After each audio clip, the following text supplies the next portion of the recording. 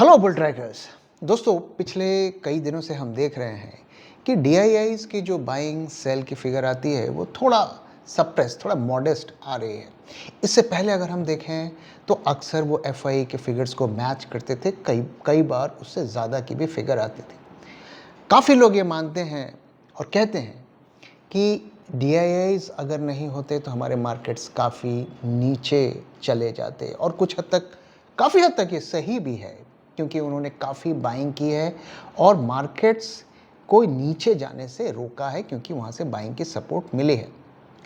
लेकिन अब जो हम देख रहे हैं ट्रेंड कि उनकी बाइंग की फिगर कम होती जा रही है, तो क्या उनकी बाइंग का पावर कम होता जा रहा है? और क्या वो आने वाले दिनों में भी इसी तरीके का सपोर्ट बाज़ार को दे सकते हैं, अगर एफआईआई की सेलिंग इसी तरीके से चलती रही और मार्केट इसी तरीके से गिरते रहे? इसी को हम इस वीडियो में समझने वाले हैं कि कितना स्ट्रेंथ बचा है डीआईआईज में और कितना वो मार्केट को आगे सपोर्ट दे सकते हैं। तो आइए सबसे पहले हम ईरान की बात कर लेते हैं, क्योंकि मार्केट्स अभी फ़िलहाल इसी से ही चल रहे हैं। तो एक माहौल बना था सेकेंड राउंड टॉक्स का, वो पूरी तरीके से कोलैप्स हो गया है। वैसे भी वो बातचीत होनी ही नहीं थी, क्योंकि ईरान ने पहले ही कंडीशन लगा दिया था कि आप जब तक यूएस से ब्लॉकेड नहीं हटाएगा हम बात नहीं करेंगे, और अमेरिका इसके लिए तैयार नहीं था। तो अब ऑफिशियली ये खबर आ गई है कि ये बात नहीं होगा। ट्रंप ने बोल दिया है कि it's a waste of time. So Iran के जो फॉरेन मिनिस्टर हैं वो पाकिस्तान में थे, और इसलिए मीडिया में ये खबर जब यूएस मार्केट्स खुले तो बढ़ा चढ़ा कर बताया गया। लेकिन लोग भी अब समझने लगे हैं कि ये मार्केट मैनिपुलेशन का एक तरीका है। सो ईरान के फॉरेन मिनिस्टर अभी पाकिस्तान में थे, लेकिन वो बात करने नहीं गए थे। उनकी 3 स्टेट्स की विजिट थी, जिसमें वो पाकिस्तान, मस्कट और रशिया जाने वाले हैं। लेकिन ये भी एक होप थी कि इनडायरेक्ट बात हो जाए, मतलब फेस टू फेस ना हो, यहाँ से वो अपना कुछ मैसेज दें और वो वहाँ से कुछ मैसेज दें। लेकिन अब वो सिचुएशन भी ख़त्म होती जा रही है, और ईरान का पहला कंडीशन है कि आप वहाँ से जो यूएसए का ब्लॉकेड है उसे हटाइए, और लड़ाई के हालात और भी ज़्यादा बढ़ते जा रहे हैं। पहली बात तो ये कि जो इज़राइल और जो लेबनान है उनका सीज़ फायर तो नाम का है, वहाँ पे ऑलरेडी बमबारी और लड़ाई चल ही रही है। और दूसरा जो बड़ा इवेंट है वो ये है कि यूएसए ने अपना तीसरा एयरशिप कैरियर गल्फ़ में प्लेस कर दिया है। तो अब 3 उनके हो गए हैं। तो ऐसा लगता है कि वो कुछ बड़ी प्लानिंग कर रहे हैं और धीरे धीरे वहाँ पर बिल्डअप कर रहे हैं, और ये सीज़ फायर का इस्तेमाल करके वो ऐसा कर रहे हैं। सो ग्राउंड पर सिचुएशन क्या है कि सीज़ फायर तो इंडेफिनेट है के लिए, अभी उसका कोई पता नहीं है कि कब वो ख़त्म होगी या क्या होगा, बट वो हॉलो है, उसकी कोई वैल्यू नहीं है। हॉर्मुज़ पूरी तरीके से क्लोज़ है। दोनों साइड जो है अपने में फ्लेक्सिबिलिटी नहीं दिखा रहे हैं, अड़े हुए हैं अपनी पोजीशन पर, और लेबनान और इज़राइल में लड़ाई ऑलरेडी चल रही है। सो वहाँ से कोई हमें रिलीफ का साइन नहीं दिख रहा है। एक होप थी कि बातचीत होगी, वो भी ख़त्म होती हुई दिख रही। अब आइए मुद्दे पे आते हैं कि क्या म्यूचुअल फंड्स और डीआईआईज का पावर कम हो रहा है। सबसे पहले मैं आपके साथ कुछ फिगर्स शेयर करता हूँ। ओके, सो पिछले साल जुलाई 2025 में जो mutual fund, equity mutual fund में जो इन्फ्लोज थे वो है 42,700 करोड़। 42,700 करोड़ जुलाई 2025 में म्यूचुअल फंड में इक्विटी इन्फ्लो आया था, जो घट के दिसंबर में 28,050 करोड़ हो गया। मतलब आप समझ रहे हैं कि जुलाई से दिसंबर में 42,000 करोड़ से 28,000 करोड़ पे डिप आ गया। मार्केट गिर रहा था, लोग पैसे नहीं लगा रहे थे। फिर जनवरी में भी बाजार गिरा। जनवरी में 28,000 से गिर के 24,028 करोड़ पे आ गया। 4,000 करोड़ और कम इन्फ्लो आए। अब आता है फरवरी से मार्केट में थोड़ी थोड़ी रिकवरी शुरू हुई थी। सो फरवरी में उनकी थोड़ी सी बड़ी मार्जिनल, तो 24,000 से करीब 26,000 पे वो आ गए। ओके, मैं फिगर्स आपको राउंड करके बता रहा हूँ। और मार्च में फिर वो बढ़ के 40,000 करोड़ के आसपास पहुंच गया। मार्च में हम जानते हैं बाजार ऊपर भी गए थे। सो लेकिन ये मार्च की फिगर भी आप देखिए कि जुलाई के फिगर से नीचे है, तो 5 महीने का डिप हमें म्यूचुअल फंड के इन्फ्लोज में देखने को मिला अगस्त से फरवरी तक। उसके बाद आखिरी में मार्च के महीने में हमें राइज देखने को मिला।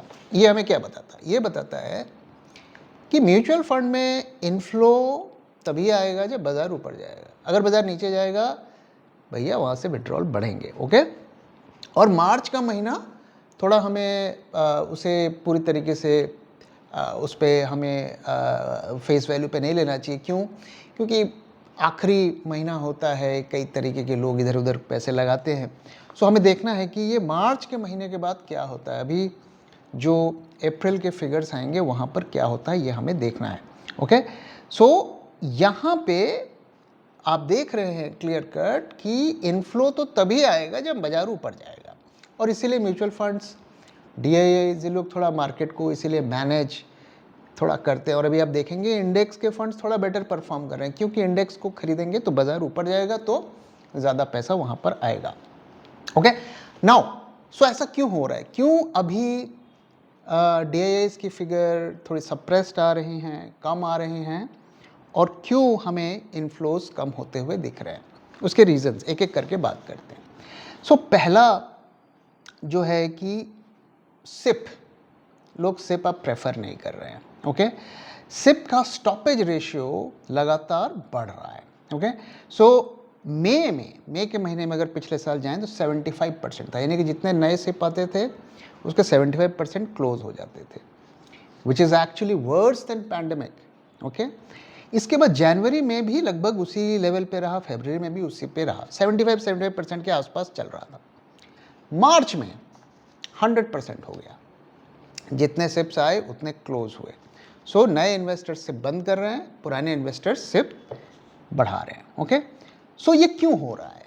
क्यों जो सिप इतना बताया जाता था कि सेविंग्स का नया तरीका, और हम तो सिप करेंगे, और किसी से पूछो क्या कर रहे हो जी, हम तो सिप कर रहे हैं, किस पे लगाना चाहिए, सिप कर लो जी।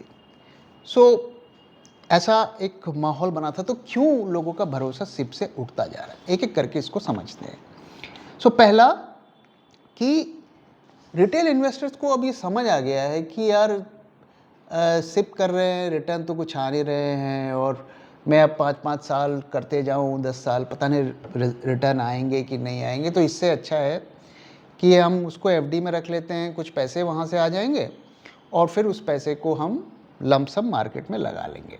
ओके, सो एक तो ये चीज़ की जा रही है, क्योंकि देखो कुछ भी हो जाए, आदमी 1 साल ज़ीरो रिटर्न पे काम कर लेता है, लेकिन फिर उसे लगता है यार कुछ तो आए, कम से कम FD तो आए।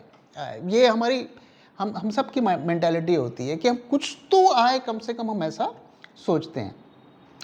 दूसरी चीज़ अगर आप देखिए कि इस वक्त ज़्यादातर जो रिटेल इन्वेस्टर्स हैं वो 2020 के बाद बाज़ार में आए, उन्होंने एक ही चीज़ देखी, मार्केट ऑलवेज गोज़ अप, और साल में 20% रिटर्न आ रहे हैं, 30% आ रहे हैं, 4-6 महीने रिटर्न नहीं भी आए तो कोई बात नहीं, वो तो फिर बढ़ जाएंगे।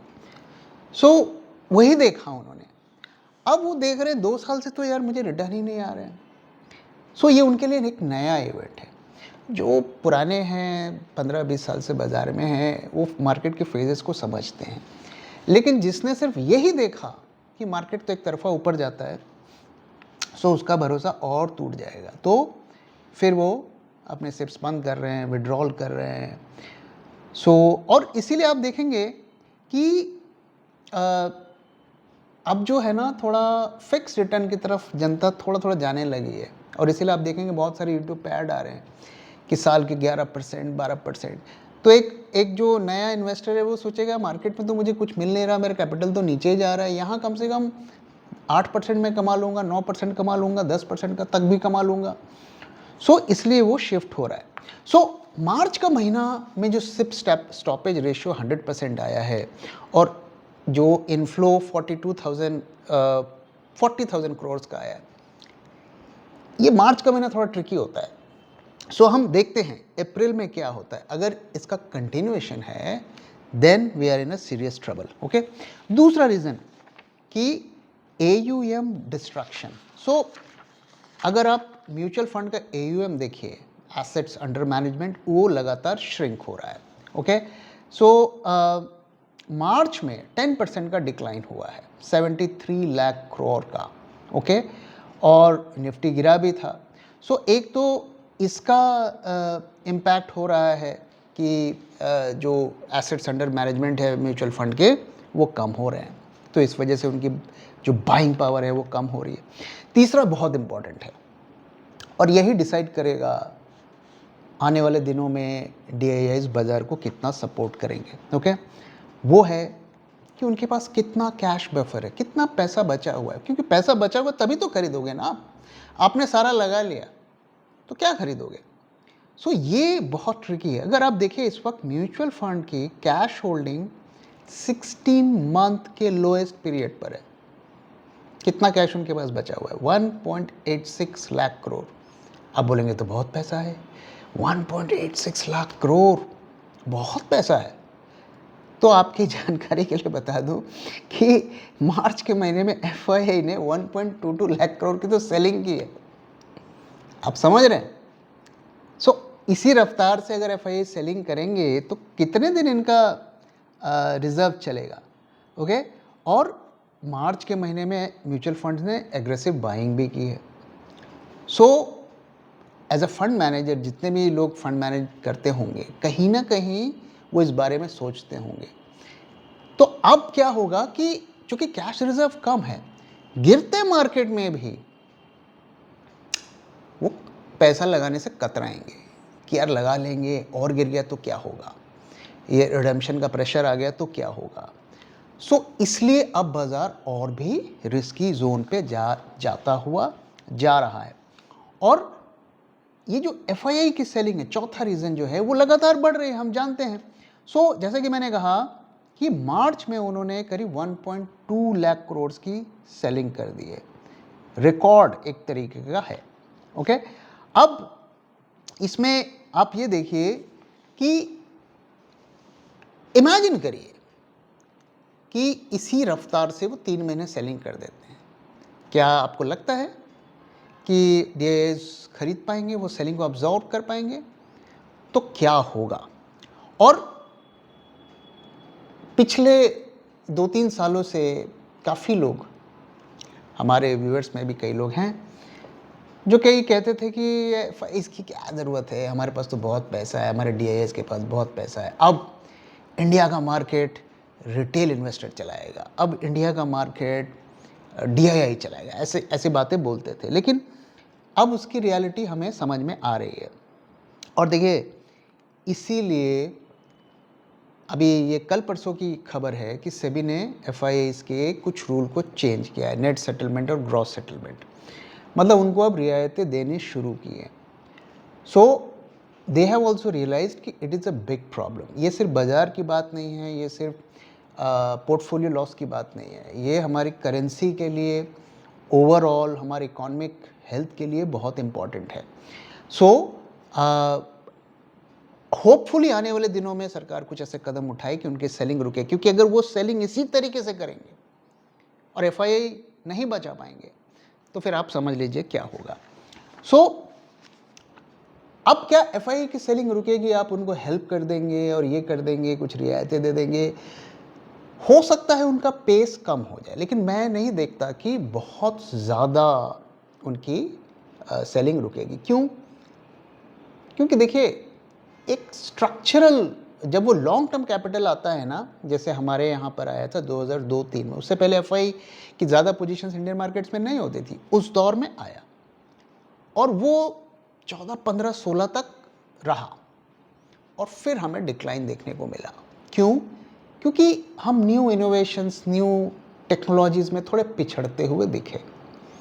क्या रीज़न है, नहीं रीज़न है, वो अलग बात है, वो किसी और वीडियो में बात करेंगे। लेकिन अल्टीमेटली वो इमर्जिंग टेक्नोलॉजी पे बेट करते हैं, कंजम्पशन पे बेट करते हैं, तो वो जो ग्रोथ पैरामीटर्स थे वो शायद उनके एक्सपेक्टेशंस को अब मीट नहीं कर पा रहे हैं, और जब तक वो मीट नहीं करेंगे मुझे लगता नहीं है कि बहुत ज़्यादा उनकी सेलिंग रुकेगी। पांचवा रीज़न अगर आप देखिए कि क्यों अब म्यूचुअल फंड DIIs के पास लोग पैसा नहीं डाल रहे हैं, वो ये है कि जैसे मैंने कहा वो डेट वेट में, बॉन्ड वॉन्ड में, एफडी वेफडी में, फिक्स इनकम में भी कई लोग लगाना शुरू कर दिए हैं। वो ट्रेंड आगे बढ़ेगा, जितनी ज़्यादा उन प्रोडक्ट्स की मार्केटिंग होगी उतना ज़्यादा बढ़ेगा। ओके, साथ में गोल्ड, गोल्ड जिस तरीके से रैली किया है तो लोगों को लग रहा है यार यहाँ तो लॉस में चल रहा है, कुछ निकाल के वहाँ लगा देते हैं। हर रिटेल इन्वेस्टर्स इस वक्त अपने पोर्टफोलियो में कुछ पोर्शन गोल्ड सिल्वर पे लगा रहा है। तो ये 5 रीजंस थे जिसकी वजह से एफआई जो डीआईआईज हैं उनकी बाइंग पावर घट रही है, उनके इन्फ्लोज कम हो रहे हैं, उनके सिप्स भी बंद हो रही हैं। तो अब क्या ये एक बड़ी प्रॉब्लम है? कितनी बड़ी प्रॉब्लम है, आइए इसको समझते हैं। तो देखिए 61 कंसेक्यूटिव मंथ तक म्यूचुअल फंड्स ने एफआईआई सेलिंग को एब्जॉर्ब किया, लेकिन अब ऐसा लग रहा है कि वो जो पावर है वो ख़त्म होता हुआ दिख रहा है। और जो डीआईआई मनी है, म्यूचुअल फंड्स हैं, इनके 3 पिलर्स थे वो अब कमज़ोर होते हुए दिख रहे हैं। तो पहला सिप क्रिएशन, इसमें हमें वीकनेस देखने को मिल रही है। दूसरा कैश रिजर्व 16 मंथ के लोएस्ट लेवल पर है, इसमें भी हमें कमी देखने को मिल रही है। और जो फ्रेश लमसम लोग इन्वेस्ट करते थे उसमें भी वीकनेस आती है। वीकनेस मैं नहीं कहूँगा, काफ़ी वॉलेटाइल होता हुआ हमें दिख रहा है। ये कितना बड़ा खतरा है? मैं ये नहीं कहूँगा कि एवरीथिंग इज़ फिनिश्ड, अब ये कुछ नहीं संभाल पाएंगे और एफआई पूरी तरीके से सेलिंग करेंगे, इनकी बाइंग ज़ीरो हो जाएगी। मैं ऐसा नहीं कह रहा हूँ। मैं ये कह रहा हूँ कि जो एक उनका स्ट्रेंथ था, जो पावर था इंडियन मार्केट में, वो अब वीक होता हुआ जा रहा है। Cracks are starting to emerge. और अब हमें देखना है कि आने वाले दिनों में हमें क्या डेटा देखने को मिलता है। बट अगर ये ईरान वॉर, ये क्रूड, ये एफआई सेलिंग इसी तरीके से चलती रही, मुझे लगता नहीं है कि बहुत ज़्यादा इससे फ़र्क पड़ेगा। इसलिए अप्रैल के महीने में और ख़ास करके मई के महीने में, मई का महीना बहुत क्रूशियल होने वाला है, दोनों में डीआईआईज की फिगर्स पे थोड़ा नज़र बनाए रखिए। अगर एफआई की सेलिंग और डीआईआई की बाइंग में गैप बढ़ता हुआ दिख रहा है, then it's not a good sign. तो ऐसे में जो सिप इन्वेस्टर्स हैं, म्यूचुअल फंड इन्वेस्टर्स हैं, उनको क्या करना चाहिए वो आप डिसीजन खुद लीजिए। मैं सिर्फ एक ही चीज़ कहूँगा, थोड़ा कंट्रोल। दोस्तों इसी के साथ इस वीडियो को मैं यहाँ पे ख़त्म कर रहा हूँ। वीडियो कैसा लगा जरूर बताइएगा, अपना फीडबैक भी शेयर करना मत भूलिएगा। Thank you very much for watching and thank you for your time.